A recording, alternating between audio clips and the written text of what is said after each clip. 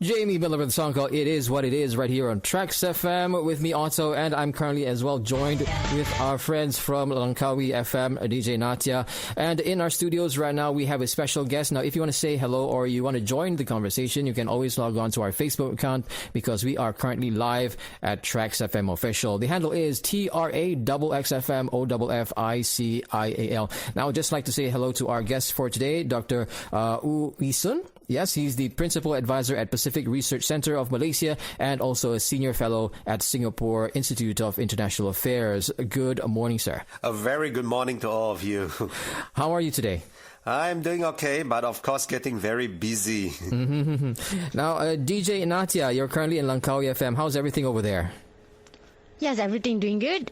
Everything's so good here. Yep. Awesome. Okay, since that everybody is online today, so thank you very much for joining us for today. And it's a very interesting topic because we have also a very interesting topic, which is something to do with attracting foreign investors. Yeah.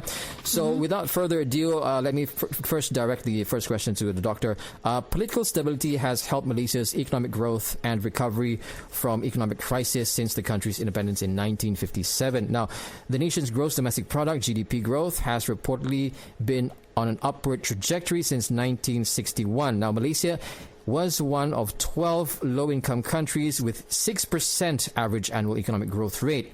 Now, this has reduced the income gap and aided the socio-economic development of the nation. However, the COVID-19 pandemic and political unrest from the year 2020's beginning led to a dramatic decline in Malaysia's GDP, which fell by 5.6% that year. Now, what is the impact towards the Malaysian economy, Doctor? Well, of course, the onslaught of the coronavirus pandemic has rendered, for example, a lot of factories inoperable. A lot of these shops operated by small and medium and even micro enterprises, they would also have to close down, and some never reopened. Especially these sort of small and medium industries, they are indeed the largest job creators in the country. Sometimes they account for more than 80 or some even say 90% of the jobs in this country. So of course then you would have the country's economy not growing as well as before the pandemic. Of course, as you mentioned just now, the political instability, the tussle for power after the 2020 change of government and so on, that of course also did not help in attracting more foreign investment to the country. We're talking to Dr. Oi Sun, the Principal Advisor at Pacific Research Center of Malaysia and Senior Fellow at Singapore Institute of International Affairs. He has been he's been a Principal Advisor for more than 8 years in the Pacific Research Center and also 4 years as a Senior Fellow at Singapore Institute of International Affairs. Now, Natia, you have something you want to ask, is it? Yes, Doctor, what is the relationship between political stability and a robust economy? Well, of course, Malaysia for the longest period of time has enjoyed a huge span of political stability. When we talk about political stability, we are talking about, for example, continuity of policy. We are talking about, for example, those policy being able to be executed in an orderly manner.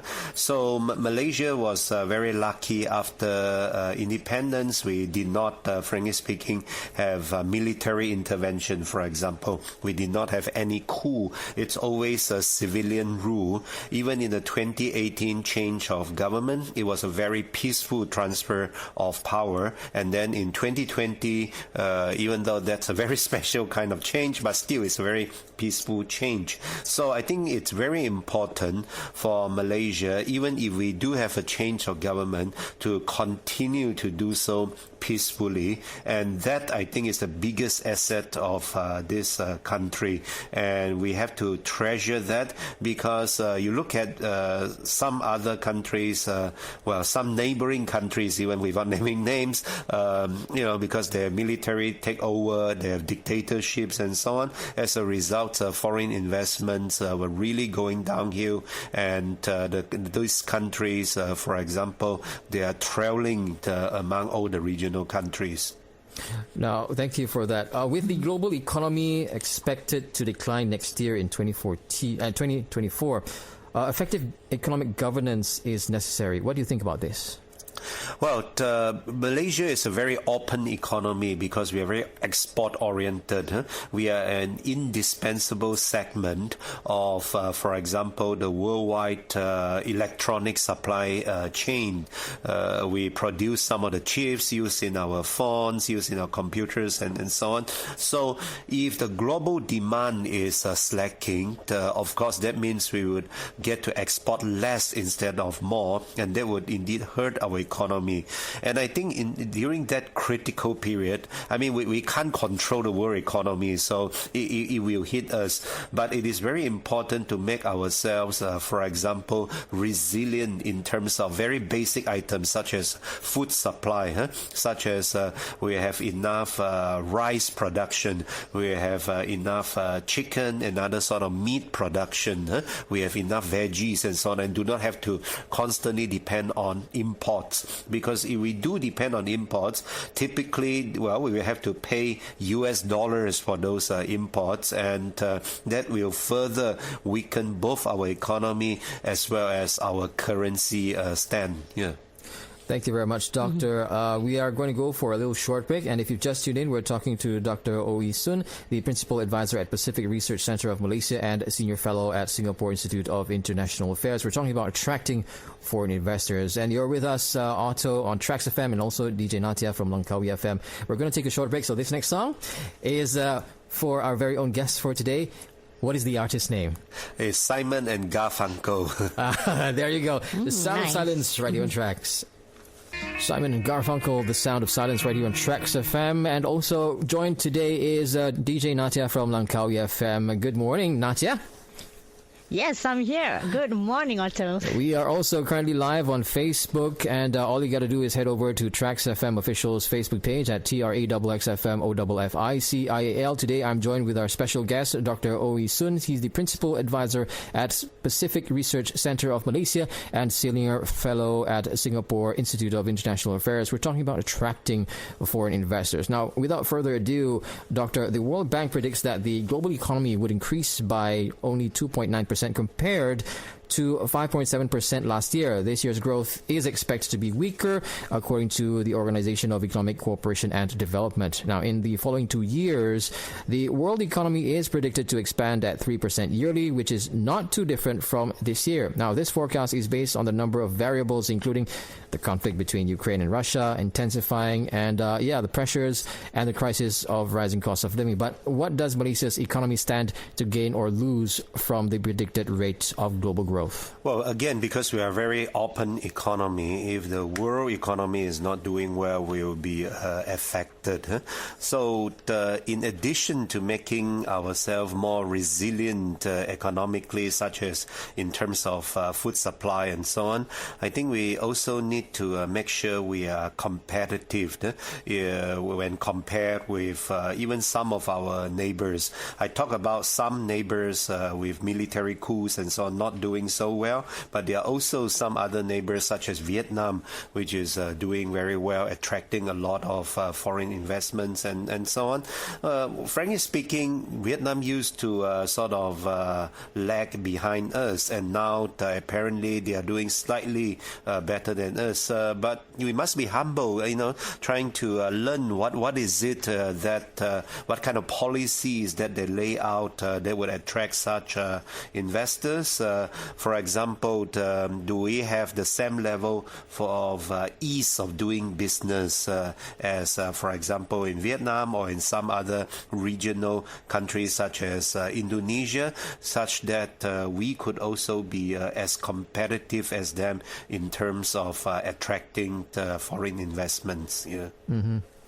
DJ Natia, what questions do you have? Yes, and how will Malaysians be affected by this, Doctor? Well, because the world economy is not doing well, similarly, we will also be affected in terms of, for example, this prolonged inflation that is inflicting a large part of the world. I think all of us anecdotally would have experienced when we go and purchase our daily items and so on, the prices are getting much more expensive. Well, one reason is because there's a shortage of supply, because we import a lot of these items from foreign countries. So number one, now we can ill afford to import more because our ringgit is weak. And number two, even if we want to buy, sometimes they may not be able to produce that much, and therefore it becomes more expensive. Again, that's why we need to be more self-reliant in terms of our, for example, production of our daily use items. It's nice that we have all the high-tech electronics, but let us not lose sight of our daily use items, for example. Mm-hmm. So where do investors tend to lean when choosing between political stability and appealing investment opportunities? Because investors are well aware of changes in the political landscape now, which are typical in all nations throughout the world. What is your thought on that? Well, of course, in developing countries, sometimes changes in government could be rather violent and so on. And investors, if they were to put up their factories, of course, they would not like to have violent street protests and so on. In Malaysia, we are rather lucky. We typically do not have such sort of violent acts during changes of government. But for example, the consistency of our policy, whenever you change a government, you have a new set of policy, and it's difficult for these investors to follow. And also, when they do want to register their business in this country, is it easy to do so? Whether we have adequate supply of qualified personnel, of qualified human resources in order to work in these invested businesses. So you see, if we want to look into longer term, we need to, for example, improve our educational system such that not only the quality is higher, but we will place more importance, place more emphasis on vocational training so that everybody is equipped with skills so that they can find their livelihood. Oh, that's very interesting. Okay. Yeah. Yeah. In your opinion, Doctor, what can Malaysia do to to attract more foreign investors? Well, we are already quite proactive in terms of our agencies such as MIDA, such as MATRADE, in order to promote our country, to trade more and to attract more investment opportunities. I think we need to, on top of that, for example, have more of these one-stop centers so that foreign investors, when they do want to come to this country to invest, they could get all the necessary permits in one location and not have to run around various government agencies to try to secure this and that permits or licenses and so on. Typically, frankly speaking, they will turn away a lot of people. Then, as I said, education. And it is nice if we place more importance on science and technology, but at the very least, we must train more technicians and skilled workers so that everybody could find their chosen field of work. Yeah. Thank you very much, Natia, for that questions. Now, just to recap the today's session as well. Now, you're saying that policy has to be ensured that policy has to attract foreign investors, and that seems Malaysia is very civil when it comes to certain changes, which makes it also more attractive to foreign investors as well. Is that correct, Doctor?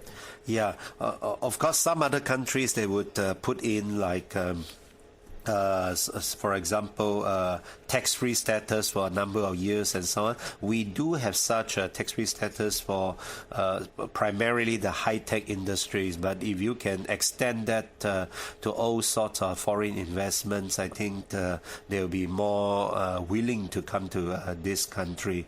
But in general, I think we should have more interactions with our neighboring countries to see what they did right that we could learn from, and also to share with them some of our own more accomplished successes. Yeah.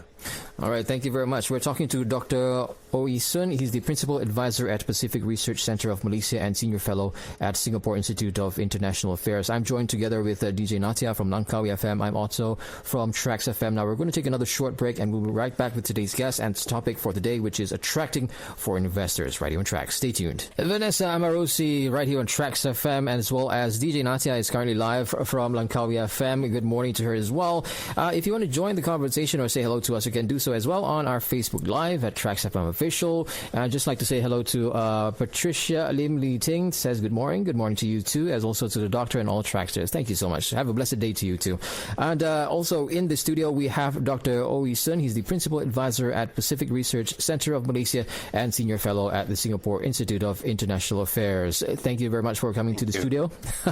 Now without further ado, now the recent ratification of the Comprehensive and Progressive Agreement for the Trans-Pacific Partnership and Regional Comprehensive Economic Partnership will stimulate more foreign direct investments, or FDI, into Malaysia, among other factors that can attract investors back. Now, what are these factors, in your opinion?